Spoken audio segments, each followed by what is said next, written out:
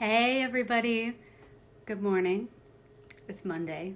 In case you needed that reminder, maybe we can reprogram what Mondays mean going forward in this new time and space experiment.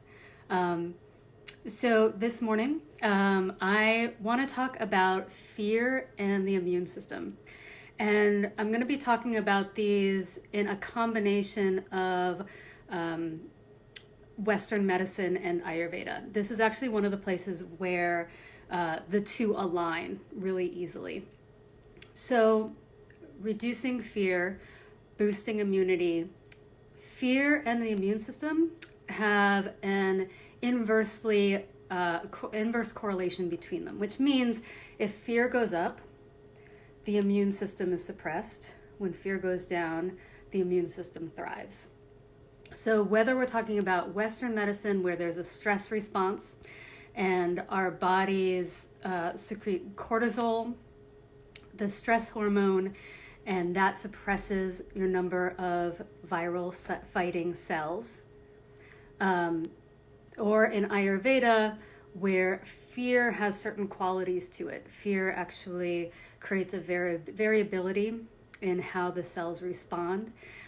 Fear has certain qualities of vata dosha, which is dryness, lightness, mobility, where ojas, which is the immune response, has qualities of liquidity and thickness and slowness. So whether you're working from Western medicine or Ayurveda, there is still this inverse correlation between fear and the immune system. So I want to talk about this from the perspective of both the mind and the physical body, because both are intricately involved in the fear response and the immune response.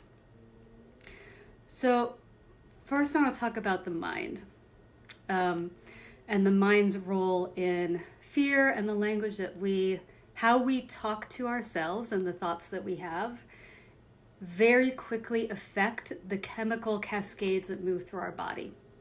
And this isn't what my friend would call hippie science. This isn't pseudoscience. When we have a thought, for example, let's say you think something like a ball or a car is about to go by your head really quickly, and you have that adrenaline surge, you have that shock. And it could just be you swung your head really hard and your ponytail flung around. I mean, it was harmless. But the thought that you were in danger in that moment flooded your system with a number of chemicals that your body now has to metabolize. So a thought can change the functioning of our body. Because the mind is so subtle, it's one of our most fast-acting medicines. So working with the mind, and I want to talk about what's happening right now when we walk outside our houses. So when we walk outside our houses, which is not very often. So when I go out, I've got my little bleach white puppet, and I'm using it to turn the door. I'm using it to go outside to open my car. There's a variety of ways that I can be approaching that. On one hand, I can be thinking, I am afraid to get sick. That's a valid possibility, a totally valid thought. On the other hand, I can be thinking, I am protecting people in my community that I care about. Depending on which thought we have, our immune system and our cells, the chemicals in our body, are responding to that thought. There is research about how altruism, when we are feeling generous, it actually boosts the number of T cells in our immune system. So when we actually walk out of the house with the idea that the way we are acting is serving the people around us, we are shifting the very chemistry of our bodies. I mean, that is amazing. That is amazing. And it's not that you're supplanting a thought that you didn't have. It's not like, oh, there's this whole virus going around, but I'm going to imagine that I'm on a beach. That's not the way I practice. It's not the way I teach. I don't think we need to imagine that we can be anywhere else. I think that ideally we want to be right here, right now as the people that we can be. So I'm guessing that those are two possibilities. You're not creating something that isn't in your head. You're just choosing which part of your mind is going to be in the driver's seat.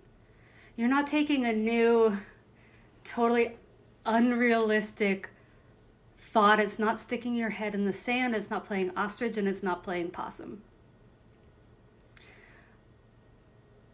But what you are doing is deciding which part of your mind is going to drive you when you walk out of the house. And believe it or not, thinking about everyone else in that moment in a caring way is changing your body to be able to fight a virus better.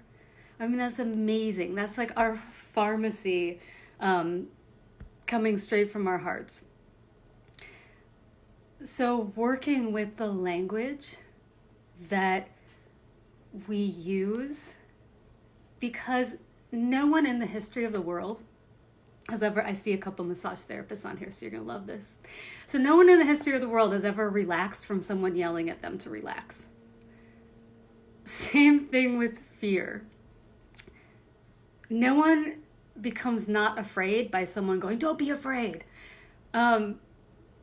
It's there, but it's there. It exists with 200 other emotions that we can choose from. So it's not that you're downplaying fear, it's that you're choosing that in relationship to something else. And the way that you choose and the way that we frame is going to change what chemicals are cascading through our bodies, and it's going to change the number and efficiency of the cells that we have that fight viral infection. Not pseudoscience, not hippie science, repeatable, observable patterns, well documented. So working with the mind, because when we're in moments of stress, this is from the Western paradigm, when we're in moments of stress, we perceive events more negatively than when we're relaxed. So just the fact that we have fear, we are going to biologically have a tendency to record what's happening with far more negativity than we would on a normal basis. It means that the level of vigilance that we need over our minds and how we're framing our experiences in this moment, that level of vigilance needs to be higher, with the awareness that we may be looking at something more negatively than we need to because we're experiencing fear. So play with how you're framing it. Laughter, I'm going to bring this in because it's one of the things that I love most is laughter is one way to reframe it. Again, it's not to pretend that nothing is happening, but I know when I was feeling the physical sensations of anxiety, and we'll talk about the physical body in a minute, but that kind of is contraction, the tightness of chest, all of the phantom symptoms of coronavirus, right? Like I can't breathe, I feel this weight on my chest, I'm feeling extremely fatigued. All of those phantom symptoms start to come in. And I was thinking this morning about how when I was about 8, we took a class trip to the circus. And of course, when everyone goes to the circus, they want to join the circus as an adult. And there's always that phrase like, I'm going to run off and join the circus. And I realized this morning that we all did run off and join the circus. It just wasn't the circus that we imagined as an 8-year-old. And so when I look at the world that way, like, wow, this is definitely not the circus with the glitter and sequins and trapeze and hula hoops that I imagined. When we are able to smile a little bit, again, we change the cascade of chemicals through our bodies, we change our response to it. It is not about sticking our heads in the sand. It's about choosing from the thousands of emotions that we have at any moment and choosing which one is going to drive. So that's working with the mind. The other part of it is talking about those physical symptoms that are happening in the body. So what fear and anxiety, what they feel like to me, there's like a shakiness. There is like a hyper mobility, like I feel like I need to move all the time. There's a coldness. Again, it's like this contraction cold where you can't warm up.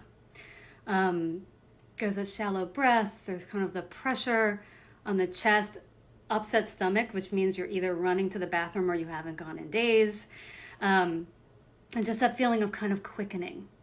So in Ayurveda, we use a principle that's called like increases like. So there's pairs of opposites in the world, and we use, as medicine, we pair different qualities that are going to have an inverse relationship. So again, we're talking, I know a bunch of people just joined on, talking about reducing fear and boosting immunity, because these two have an opposite relationship where if fear increases, the immune system naturally decreases. If fear decreases, the immune system is boosted.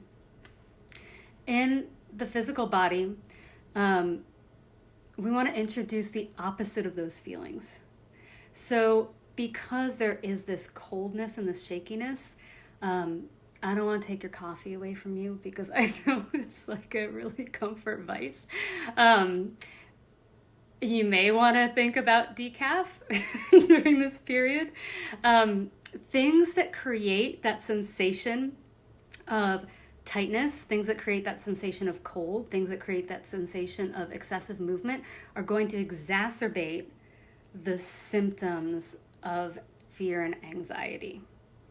So while I know people have got their freezers stocked with ice cream for this time, you've probably noticed also that if you eat a lot of it, you start feeling this cold, contracted feeling.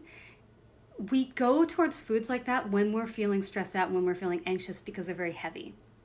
They're very grounding. We're actually looking for something that's going to change those feelings of lightness and shakiness and airiness and variability of emotion. And so we go towards foods that are historically comforting for us. We go towards foods that add some heaviness. If you're going to go for that heaviness, try to not also make it cold. Again, that kind of contracting of the body. And you don't want to shiver. You are literally mimicking the symptoms of nervousness and fear and anxiety when you're taking things in that are making you cold. Add spices to your diet. Add warming things. Putting your hands around a warm mug. I know this, again, do not underestimate the simplest of habits to shift your mind and shift your body. Putting your hands around a warm mug. You know, there was this great, I'm trying to remember his name. I'm not David Eagleman, I think, neurobiologist who did an experiment and had people just put their hands around a warm mug, and they were describing their relationship with their mother. And then they describe it without their hands around the warm mug. And they actually responded much more generously and positively on a relationship that you think would be rather static, simply by putting their hands around a warm mug. So you're changing your perception when you warm up. So avoid cold things at this point. Add spices to your food. Add some oil. When we get nervous, when fear is high, it actually creates a dryness in the body. And so keeping your body internally and externally oilated, is that a word? Oilated. But is going to reduce that feeling of fear and anxiety. So for the physical body, it's why, one of these reasons is why weighted blankets. Vata, this kind of what goes up in the body when we have fear and anxiety, this dryness, this mobility, this quickness. When we're adding the opposite qualities, we want heaviness, and that even includes on the skin.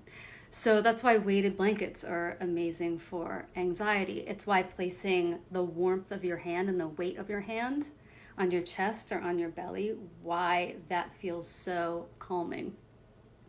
It's why laying on the floor feels good. It's why having bare feet, all of that kind of grounding is going to change your response to the world. It's going to change your sensations in your body. It's going to reduce that fear, which boosts the immune system. As well, breath. One of the main symptoms of feeling anxious is that kind of bound breath. And so anything that is chest opening, anything that's allowing you to take that full breath is going to counteract those sensations and the chemical cascade that occurs from fear.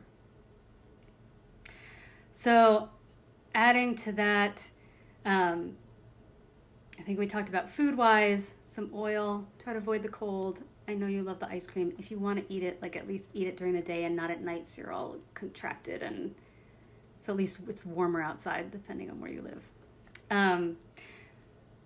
So the mind has a tremendous effect on how your body handles fear, on the number and capacity of viral fighting cells in your immune system. Do not discount what you can do.